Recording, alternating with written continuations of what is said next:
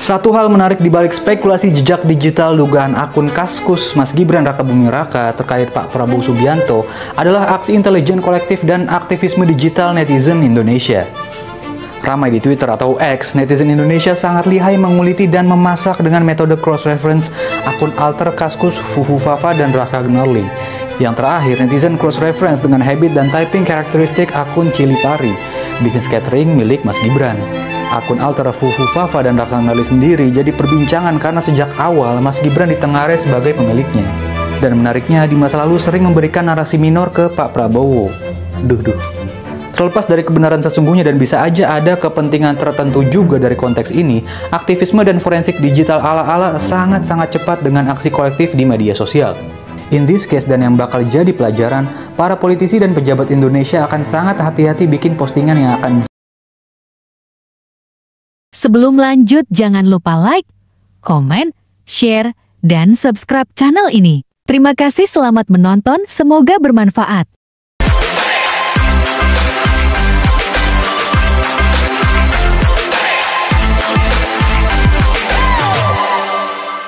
Assalamualaikum warahmatullahi wabarakatuh. Senang kembali bertemu dengan teman-teman semua, dan malam ini kita mencoba untuk membahas tentang kejahatan cyber atau cybercrime, dan yang kita bahas sebenarnya adalah tentang yang kita sebut dengan cyber stalking, kejahatan cyber yang diberikan dalam pembahasan tadi. Dan temanya sebenarnya itu adalah tentang Fufu Fafa. Teman-teman sekalian, kita membicarakan, tidak membahas tentang sebenarnya isi Fufu Fafa itu secara mendalam, tetapi lebih sebenarnya menjelaskan tentang ya bentuk-bentuk dari cybercrime, kejahatan cyber, dan Fufu Fafa itu termasuk dalam satu bentuk kejahatan cyber yang tadi disebut dengan cyber stalking, ya. Jadi teman-teman sekalian, saya mengucapkan terima kasih atas perhatian selama ini, dan malam ini kita mencoba untuk menjelaskan tentang Fufu Fafa itu dari pembahasan di atas dari Roy Suryo. Dan Roy Suryo ini adalah ahli telematika yang secara tegas menjelaskan bahwa sebenarnya ya cyber stalking atau kejahatan cyber ini yang berkaitan dengan Fufu Fafa itu jelas dikemukakan sebenarnya berasal atau katakanlah misalnya milik dari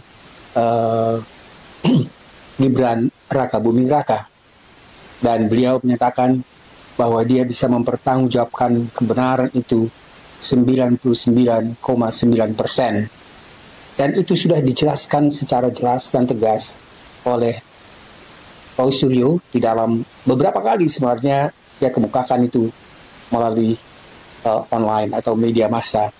Teman-teman sekalian, seperti saya katakan tadi, kita tidak membicarakan tentang isinya, tetapi kita lebih membicarakan, walaupun membicarakan isi, tapi lebih banyak atau lebih fokus pada pembicaraan tentang permasalahan moral dan hukum yang ditimbulkan dari Fufu Fafa itu. Teman-teman sekalian, jadi saya sudah kemukakan tadi bahwa kita sebenarnya lebih membahas tentang salah satu bentuk kejahatan cybercrime dan bagaimana dampak cybercrime itu, dan bagaimana mestinya pelanggaran moral dan pelanggaran hukum itu ya berdampak, dan kemudian bagaimana misalnya kita atau seorang yang merasa perlu atau siapapun, apalagi misalnya yang korban, bisa mengajukan untuk ya bagaimana hukum dan moral bisa diajukan ke pengadilan dengan pelanggaran yang dilakukan. Teman-teman sekalian, Fufu Fafa adalah kejahatan cyber, dan tadi sudah dikatakan itu adalah salah satu bentuk kejahatan yang dalam bahasa Inggris tadi saya sebut namanya dengan cyber stalking. Dan cyber stalking itu adalah bentuk kejahatan yang menghebohkan di tengah masyarakat, dan ini dalam waktu berbulan-bulan.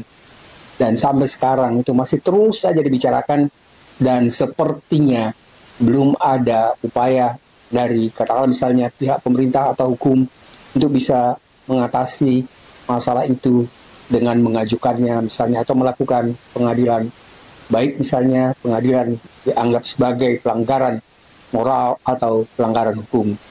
Teman-teman sekalian, jadi kasus itu menjadi pembicaraan masyarakat ya tidak lama sebenarnya setelah Gibran Rakebuming Raka terpilih menjadi ya wakil presiden dari Presiden Prabowo, dan sebelumnya mungkin tidak menjadi perhatian, dan setelah misalnya terpilihnya ya atau selesainya pemilihan presiden dan wakil presiden dan terpilihnya ya Rakebuming Raka itu sebagai wakil presiden, maka muncullah ya kehebohan, ya kekisruhan di tengah masyarakat tentang ya apa yang kita sebut tadi dengan kejahatan cyber itu. Memang benar, mestinya apabila seorang katakanlah misalnya seorang wakil presiden, orang kedua di negara ini, tidak mungkin mestinya dibiarkan begitu saja tanpa diselesaikan secara moral dan hukum pelanggaran yang dilakukan itu, karena itu membawa nama tidak baik untuk negara dan bangsa. Teman-teman sekalian, jadi apa yang dimaksud dengan kejahatan cyber itu? Kejahatan cyber yang kita sebut tadi dengan cyber stalking itu adalah bentuk intimidasi, bentuk pelecehan atau penguntitan yang dilakukan sebenarnya dengan menggunakan teknologi digital. Ya, yang di sini pelecehan, baik misalnya pelecehan, kemudian misalnya berbagai macam bentuk ya pelecehan secara moral itu digunakan atau menggunakan teknologi digital seperti internet, media sosial, email, dan aplikasi komunikasi lainnya. Pelaku yang melakukan cyber stalking itu memanfaatkan platform online untuk memantau, mengancam, atau mengganggu korban secara terus-menerus. Dan ini menyebabkan ya ketakutan, bisa menyebabkan ketakutan, stres, atau gangguan emosional. Yang paling parah sebenarnya mungkin gangguan emosional itu karena bisa saja misalnya berbagai macam hal yang dikemukakan sebagai pelanggaran moral di dalam ya, cyber itu justru sebenarnya sesuatu yang tidak benar.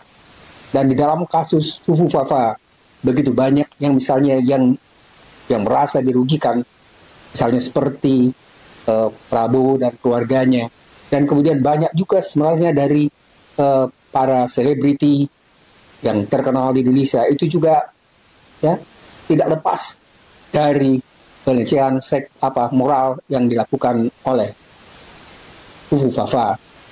Bentuk-bentuk cyber stalking itu misalnya bisa kita lihat, yang pertama adalah, dan ini mungkin ya sebagai contoh pertama adalah pengawasan digital yang berlebihan, teman-teman. Tapi ini ya tidak mungkin kita lihat ya muncul secara jelas pada pemikiran atau pada Fufu Fafa yang kita bicarakan. Tapi pada pengawasan digital yang berlebihan, biasanya pelaku terus memantau aktivitas online korban. Jadi bisa saja sebenarnya ketika misalnya dia dianggap sebagai salah satu ya lawan politik, maka akhirnya Fufu Fafa yang dilakukan dalam waktu yang cukup panjang juga menjelaskan misalnya bagaimana pelanggaran-pelanggaran yang dianggap sebenarnya bisa dijadikan sebagai ya menjelaskan keburukan dari lawan politik atau misalnya musuh. Teman-teman sekalian, jadi termasuk dalam kasus ini adalah bagaimana misalnya menjelaskan tentang lokasi atau mengakses informasi pribadi yang dibicarakan atau yang korban secara ilegal di dalam Fufu Fafa itu. Yang kedua adalah bagaimana misalnya pengiriman pesan mengganggu atau mengancam.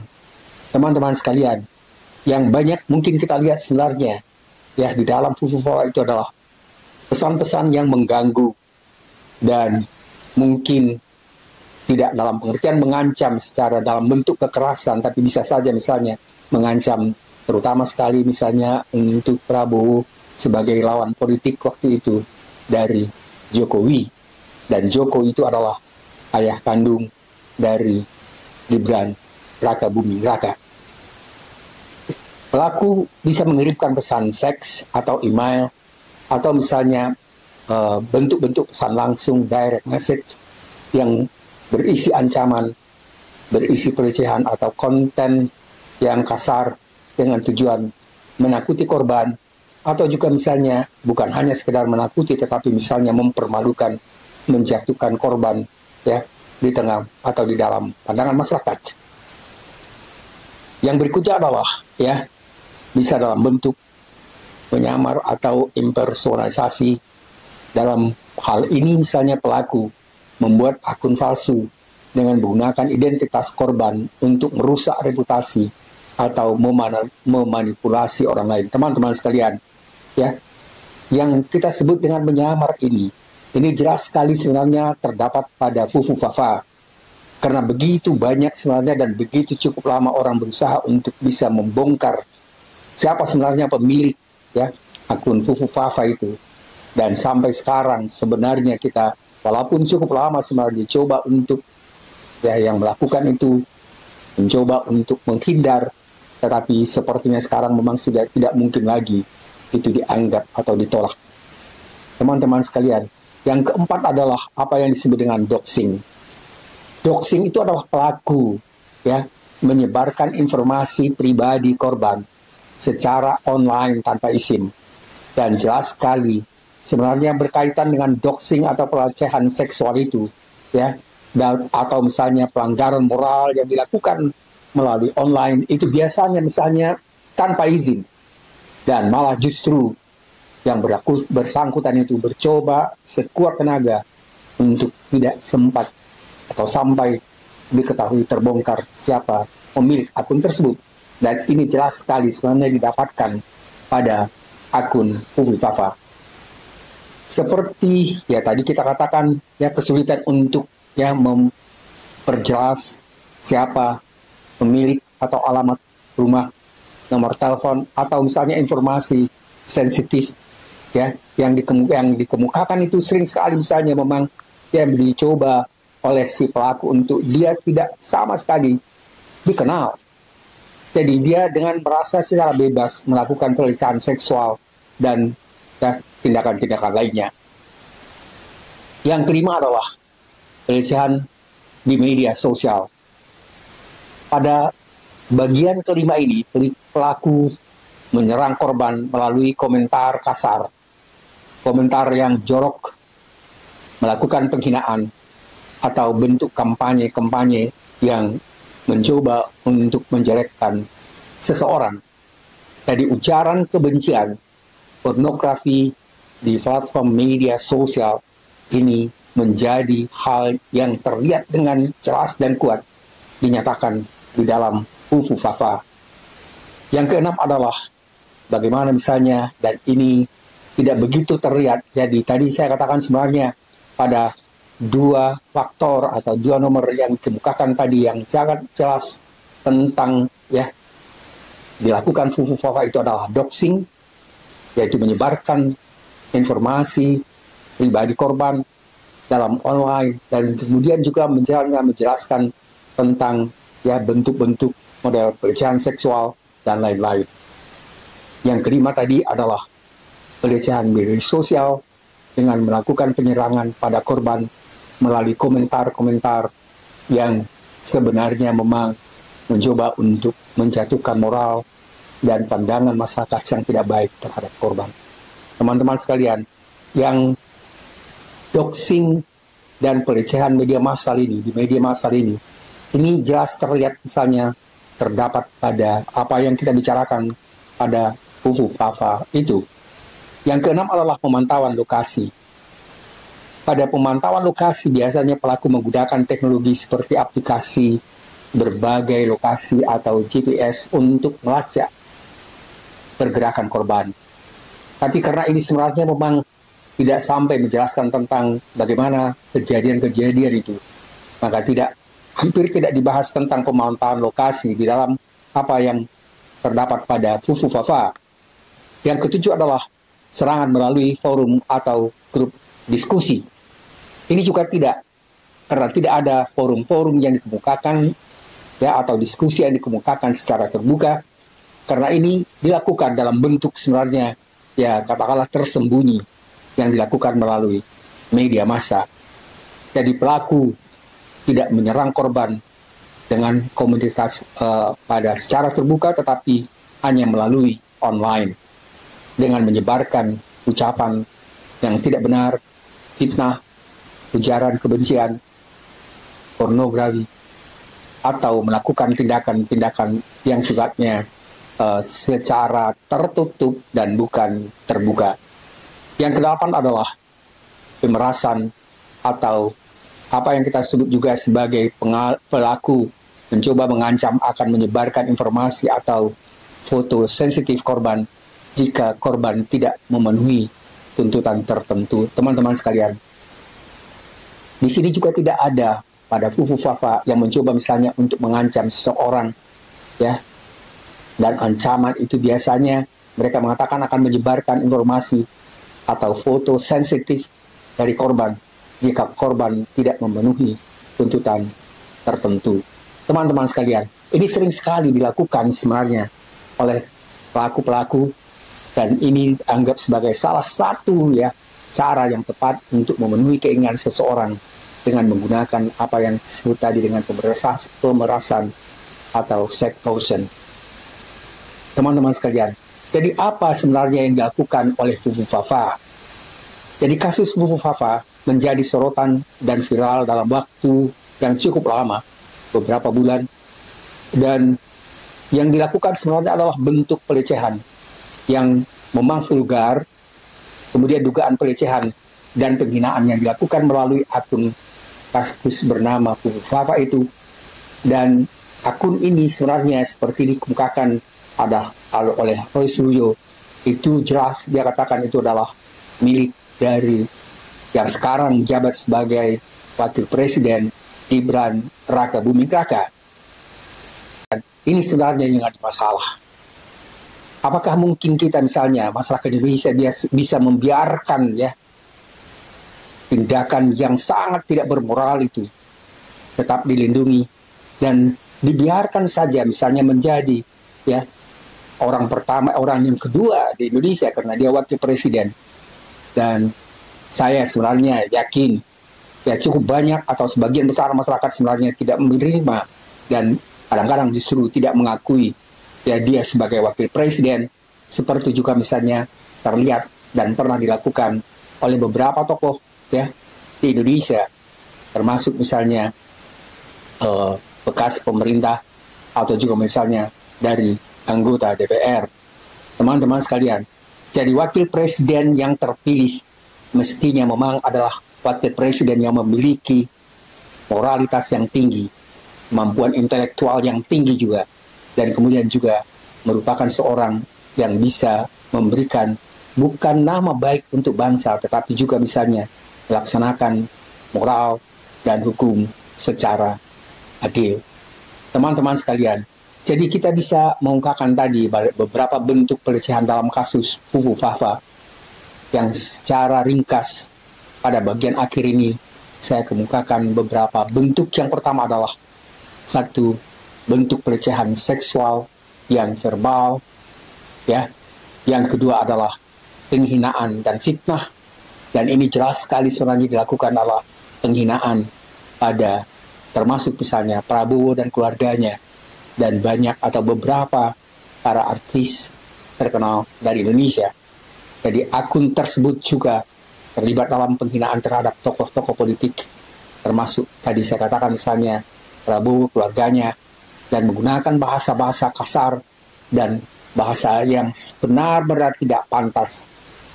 Beberapa komentar bahkan mengandung unsur sebenarnya apa yang kita sebut dengan homofobia dan rasisme, yang menambah tingkat keseriusan pelanggaran yang dilakukan oleh Fufu Fafa itu. Yang ketiga adalah komentar rasis. Ya, sering sekali misalnya di dalam apa yang kita sebut tadi ya pelanggaran atau kejahatan cyber itu, selain misalnya dari dua penjelasan di atas, juga sering sekali misalnya itu berbentuk komentar rasis. Akun-akun itu sering sekali diduga membuat pernyataan rasis yang menyinggung kelompok tertentu. termasuk misalnya masyarakat-masyarakat yang dianggap ya katakanlah misalnya belum maju, atau juga misalnya masyarakat yang memiliki katakanlah misalnya budaya atau ciri tertentu, itu sering juga muncul dilakukan sebagai salah satu bentuk di dalam apa yang kita sebut dengan kekerasan virtual atau cybercrime. Teman-teman sekalian, jadi kita pada bagian ini sebenarnya cukup jelas hanya mencoba menjelaskan tentang apa yang kita sebut tadi dengan dampak dari ya apa yang kita sebut tadi dengan kejahatan cyber itu, dan kemudian bagaimana mestinya hukum bisa mengatasinya. Teman-teman sekalian, pada bagian penjelasan atau pada bagian akhir ini kita akan mencoba misalnya bagaimana cyber stalking itu sangat perlu untuk yang pertama dihindarkan. Jadi yang pertama adalah menghindari kontak langsung dengan pelaku. Usahakan untuk tidak sebenarnya terlibat orang-orang dengan orang-orang yang melakukan apa yang kita sebut tadi dengan pelanggaran cyber atau cyber stalking itu, ya. Yang kedua juga mencoba untuk mengumpulkan bukti, ya, yang berkaitan dengan pesan-pesan yang dikemukakan, dan ini sangat perlu sekali seandainya misalnya ada upaya untuk bisa mengusulkan ya pelanggaran atau pelaku dari penjahat cyber ini untuk ya ke pengadilan. Yang berikutnya misalnya melaporkan kasus tersebut ya pada pihak yang berwenang atau platform yang bersangkutan.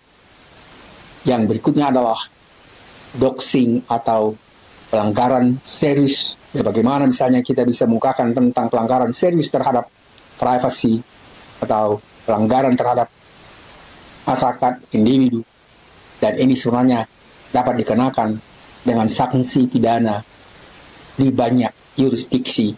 Teman-teman sekalian, kita hanya mencoba untuk melihat misalnya bagaimana sanksi pidana dari yurisdiksi dan apa yang bisa misalnya diajukan pada pelaku doxing, terutama sekali misalnya di Indonesia. Teman-teman sekalian, setelah kita lihat sebenarnya ya ada aturan moral juga hukum yang menentukan apa yang bisa dilakukan atau dituntut berdasarkan ya pelanggaran moral atau pelanggaran hukum yang dilakukan oleh seseorang yang berkaitan misalnya dengan apa yang kita sebut tadi dengan ya pelanggaran yang sifatnya kejahatan cyber ini.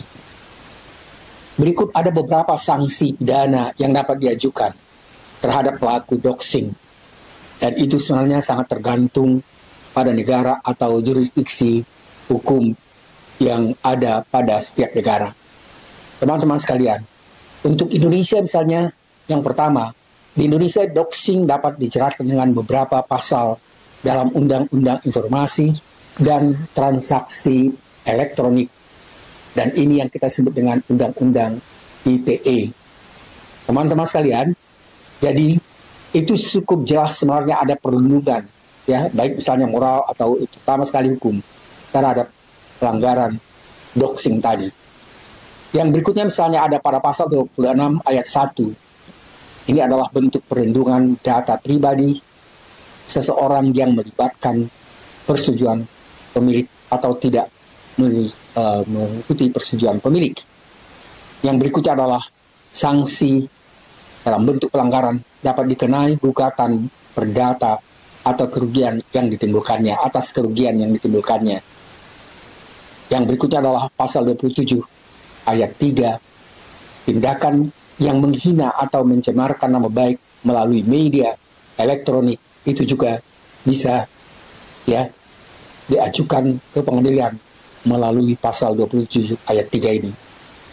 Yang berikutnya sanksi pidana penjara maksimal 4 tahun atau denda maksimal 750 juta.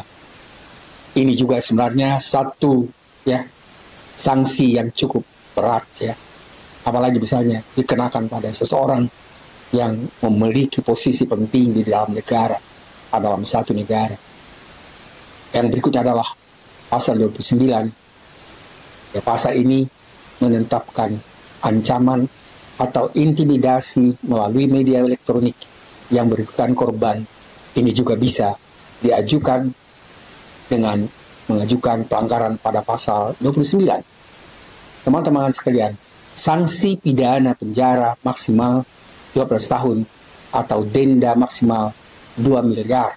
Ya, ini bisa diterapkan pada apa yang kita sebut tadi pada pasal 29 ini, dan pada pasal 32 dan 48, akses ilegal atau peretasan yang sering sekali mendahului tindakan doxing. Dan ini sesuatu yang umumnya memang terjadi. Jadi tindakan ilegal atau peretasan, jika ini terjadi, sebenarnya ada pasal yang bisa digunakan untuk menjerat pelaku itu pada pasal atau melalui pasal 35 dan 48. Teman-teman sekalian, jadi harus disadari bahwa sebenarnya ya pelanggaran terhadap ya kejahatan cyber dengan memberikan misalnya ya pelanggaran-pelanggaran yang merusak nama baik seseorang, dan juga misalnya apapun yang dilakukan dalam bentuk-bentuk ya yang sifatnya melanggar moral dan hukum yang berkaitan dengan doxing ini sebenarnya bisa diajukan ke pengadilan, dan penjara bisa juga ditetapkan berdasarkan misalnya aturan hukum yang atau pelanggaran moral yang ada. Teman-teman sekalian, itu sebenarnya gambaran ringkas tentang apa yang seharusnya kita bisa lakukan ketika misalnya ada pelanggaran-pelanggaran moral, atau juga misalnya ya apa yang kita sebut tadi doxing itu. Dan teman-teman sekalian, ini adalah satu masalah besar ketika misalnya satu atau seorang pemimpin tertinggi di negara ini melakukan ya apa yang kita bicarakan pada malam ini. Dan mudah-mudahan sebenarnya kalau saya sendiri menganggap apa yang telah dilakukan dengan berbagai macam bentuk pelanggaran yang dilakukan oleh ya Raka Buming Raka, mulai misalnya pencalonannya ya, kemudian juga misalnya apa yang kita sebut dengan ya Fufu Fafa, dan kemudian ketidakmampuannya secara intelektual untuk bisa misalnya menjelaskan hal-hal yang penting, dan juga misalnya ya ketidakjelasan tentang identitas dalam pengertian ya tingkat pendidikan yang diberikan atau dilaluinya. Ini juga adalah masalah-masalah yang sebenarnya menjadi masalah yang tidak bisa diabaikan begitu saja. Teman-teman sekalian, kalau saya sebenarnya lebih berpendapat sangat baik, bukan hanya untuk Indonesia, tapi untuk ya Gibran sendiri, kalau dia mengundurkan diri dari jabatan wakil presiden. Karena kalau tidak, dia setiap hari sampai waktu yang tidak bisa kita tentukan kapanpun, akan selalu muncul berbagai macam masalah. Bukan hanya dari masyarakat, tapi juga misalnya bisa dari masalah yang dilakukannya. Kalaupun dia tidak sadari misalnya seperti apa yang terjadi, dan ya sewaktu dia memberikan misalnya pidato pada acara ya masyarakat ya atau ibu-ibu di gedung ya, atau di hotel Arya Duta, ketika misalnya dia melakukan berbagai macam ya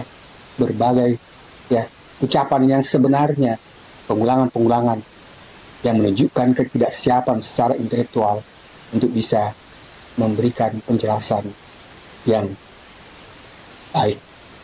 Teman-teman sekalian, itu saja yang kita bicarakan pada diskusi atau podcast malam ini, dan harapan kita sebenarnya bukan dalam bentuk misalnya menghina atau misalnya melakukan ya tindakan yang tidak ya bermoral, tetapi kita mengharapkan bagaimana misalnya negara ini bisa berjalan dengan baik dan tetap misalnya memberikan penghargaan yang tinggi pada keadilan dan kebenaran.